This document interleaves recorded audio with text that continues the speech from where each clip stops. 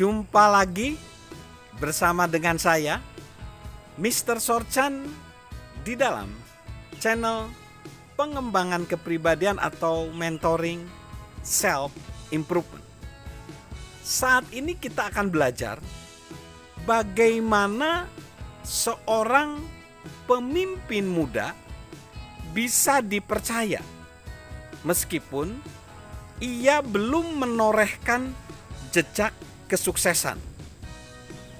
Jadi, banyak pemimpin muda dia membagikan visi kepemimpinan mereka dengan antusias, tapi mereka heran bahwa tidak serta-merta orang yang mereka pimpin menawarkan diri untuk menolong visi misi tersebut terwujud. Jawabannya adalah seperti ini. Karena seorang pemimpin muda kredibilitasnya belum terbangun. Ketika kredibilitas kita belum terbangun, jangan pernah coba-coba meyakinkan orang lain untuk mendukung visi kita.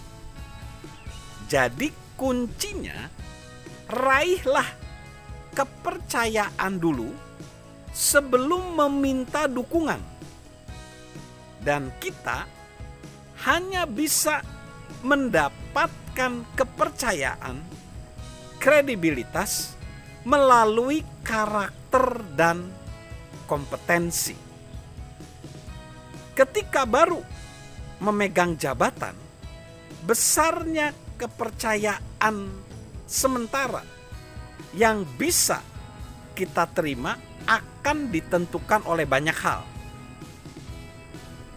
Budaya perusahaan itu menentukan, kredibilitas pendahulu kita, dan pengaruh orang yang menempatkan kita di posisi itu.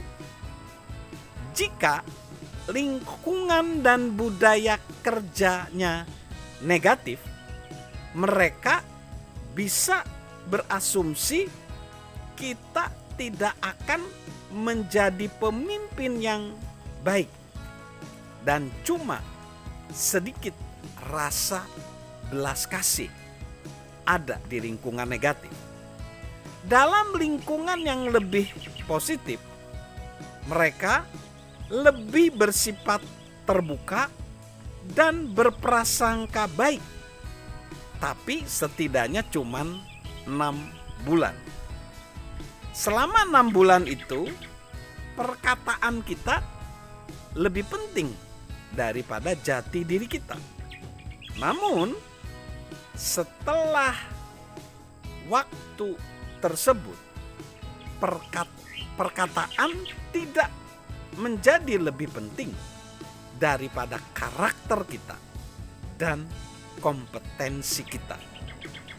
Kredibilitas kita akan terbangun hingga akhirnya jati diri kita justru akan berpengaruh besar dibanding kata-kata kita. Untuk menunjukkan kompetensi saat mulai memimpin, mulailah dengan hal-hal mendasar. Kerja keras. Tidak ada yang bisa menggantikan etos kerja yang kuat. Orang-orang cenderung menghargai para pekerja keras. Kedua, berpikir jauh ke depan. Karena keputusan kita mempengaruhi tim. Memulai tugas setiap hari dengan visi yang jelas, serta menentukan prioritas. Sungguh amatlah penting. Lalu yang selanjutnya, menunjukkan keunggulan. Semakin baik kualitas kerja kita, semakin tinggi kredibilitas awal kita. Lalu yang keempat, menuntaskan. Pemimpin yang baik menuntaskan tugasnya. Nah, itu masalah kompetensi. Lalu untuk menunjukkan kebaikan karakter di depan anggota tim dalam waktu singkat, lakukan ini. Perhatikan orang-orang yang kita pimpin. Setiap kali ada pemimpin baru yang muncul, anggota tim menanyakan 3 hal. Pedulikah ia pada saya? Dapatkah ia menolong saya? Bisakah ia dipercaya? Jika kita memperhatikan orang lain dan menunjukkan itu, mereka pasti akan melihat karakter kita. Lalu yang kedua, membereskan masalah. Pemimpin baru yang ingin membuat anggota timnya terkesan kadang menyembunyikan kesalahan. Padahal bukan itu yang semestinya ia lakukan. Ketika sebuah keputusan membuahkan hasil yang tidak diharapkan, pemimpin berhutang penjelasan dan permohonan maaf bagi para pengikutnya.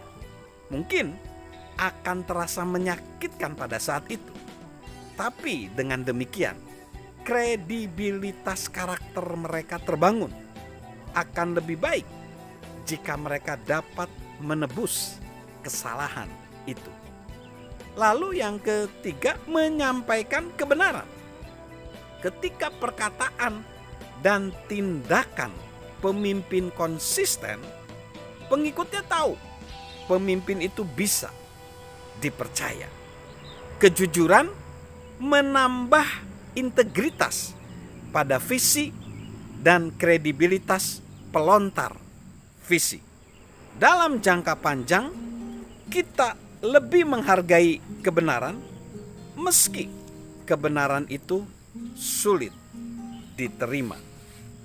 Jadi, dengan bertekun dan berjuang membangun kredibilitas melalui karakter dan kompetensi, kita akan mulai menjaring kepercayaan.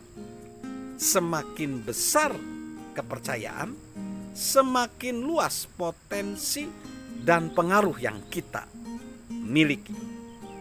Ketika tim meraih kemenangan, kredibilitas kita akan kian menanjak. Ketika kita melakukan kesalahan atau tim gagal, kredibilitas kita terkikis. Himpunlah rasa percaya yang besar sehingga anggota tim mendukung kepemimpinan dan tetap mempercayai kita. Jika tidak, kita akan kehilangan kredibilitas dalam perusahaan.